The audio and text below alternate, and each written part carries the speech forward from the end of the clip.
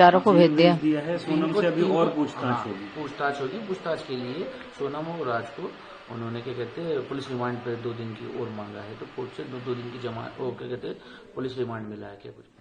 हाँ, तो 2 दिन में और भी कुछ बताएंगी वो जो भी है ना, मतलब जो पीछे का, तो 2 दिन में कुछ न कुछ तो बताएगी, क्योंकि वो गुमराह बहुत ज्यादा कर रहे हैं।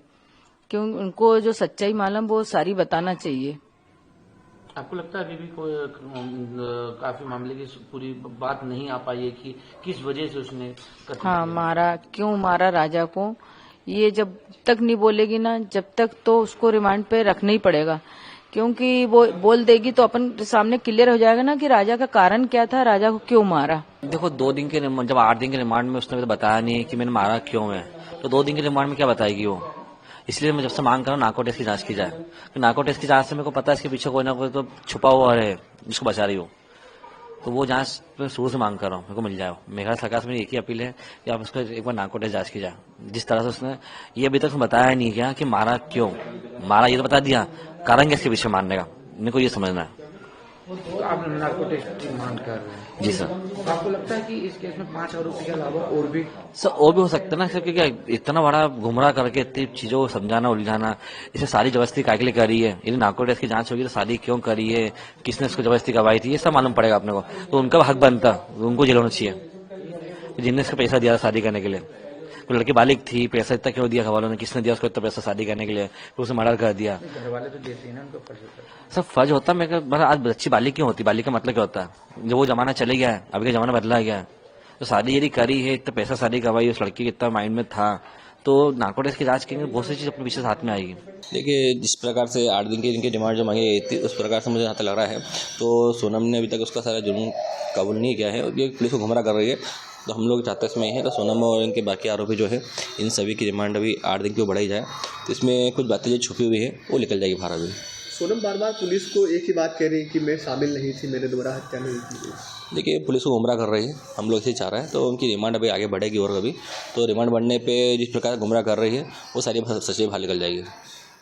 कल एसआईटी की टीम भी आपके यहाँ पूछताछ के लिए आई थी, क्या क्या पूछताछ हुई, क्या पूछा गया टीम के द्वारा?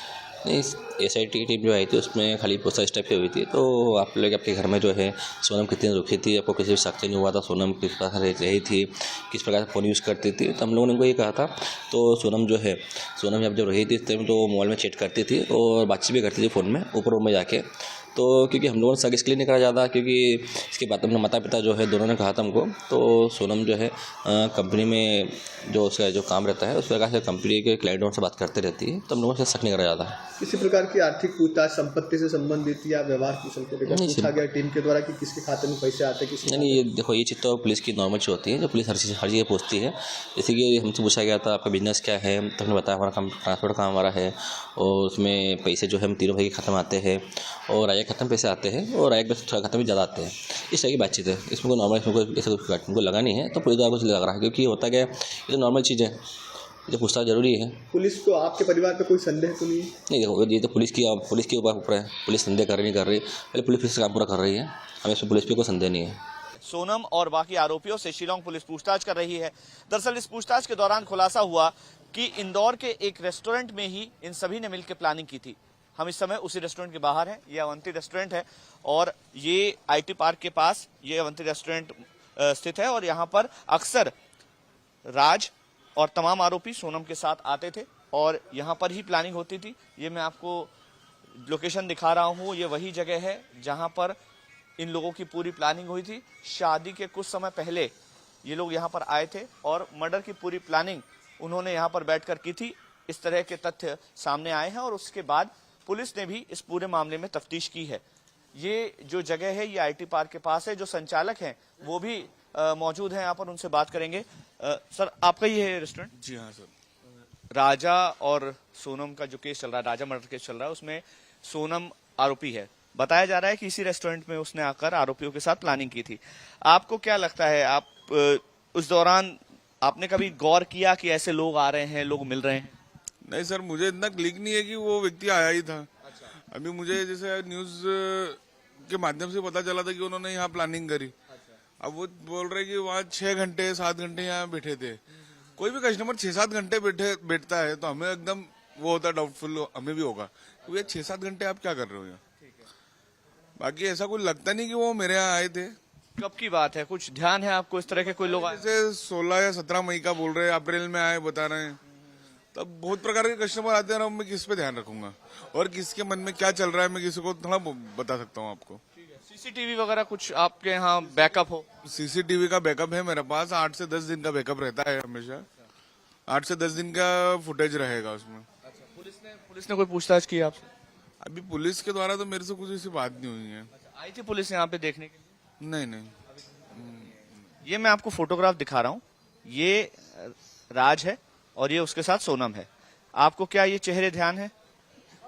ये तो मेरे को न्यूज में देखने के बाद ही सब ध्यान हुआ है ये। हाँ, उसके पहले तो कुछ ध्यान नहीं था। आते नहीं थे यहाँ पे, रेगुलर कस्टमर नहीं था? नहीं, रेगुलर ये सोनम वगैरह तो नहीं आते थे। बाकी हो सकता है ये कभी आए हों।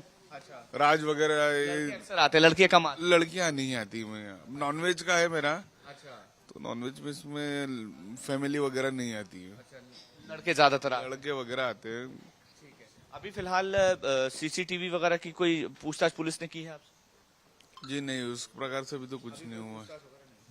तो यहाँ पर ये जो संचालक हैं रेस्टोरेंट के, उनका कहना है कि उनसे अभी तक किसी तरह की पूछताछ नहीं हुई है। हालांकि इसी रेस्टोरेंट में बैठकर ये पूरा षड्यंत्र रचा गया, इस तरह की बात सामने आ रही है। हालांकि जो संचालक है उनका कहना है कि उनको इस तरह के ध्यान नहीं, क्योंकि बहुत सारे कस्टमर आते हैं और सभी का चेहरा ध्यान में रख पाना संभव नहीं है।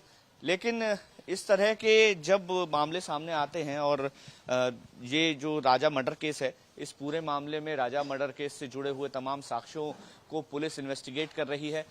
सोनम के बैकग्राउंड को लेकर के शिलोंग पुलिस ने जांच की। सोनम के घर वालों के, राजा के घर वालों के बयान भी शिलोंग पुलिस ने लिए हैं और इन तमाम बयानों के बाद कड़ियों से इस केस को अलग अलग कड़ियों से जोड़ने की कोशिश की जा रही है कि कैसे प्लानिंग हुई, कहां प्लानिंग हुई, कब राज और सोनम मिले, कब राज सोनम ने मिलकर राजा के मर्डर का प्लान बनाया। ये सारे तथ्य अब पुलिस धीरे धीरे जोड़ रही है और उसी इन्हीं कहानियों को जोड़ने के दौरान इस रेस्टोरेंट का नाम सामने आया जहां पर बैठकर पूरी प्लानिंग रची गई। ये संजय वर्मा कौन है, आप बताइए। मुझे आइडिया नहीं सर, मेरे को कोई भी आइडिया नहीं। 234 बार सोनम की बात हुई है या जितनी बार भी बात हुई है, इसमें कोई भी आइडिया नहीं भैया मेरे को। अच्छा गोविंद जी, अभी यहाँ पे आए थे, यहाँ पे किस तरीके की बातचीत हुई, क्या हुआ? नहीं, उसमें भी मुझे कोई आइडिया नहीं है। मैं बाहर खड़ा था, सिर्फ मैं तो घर दिखाने लाया था। आपके यहाँ पे तो आगे बढ़ते? हाँ जी, आपके साथ में नहीं, मेरे साथ में गोडाउन और ऑफिस गए थे, वहाँ पे उनके कर्मचारी, उनसे पूछताछ हुई। उसके अलावा मुझे आइडिया नहीं। किसके कर्मचारी? जो हमारे कर्मचारी जो भी राज के साथ काम करते हैं।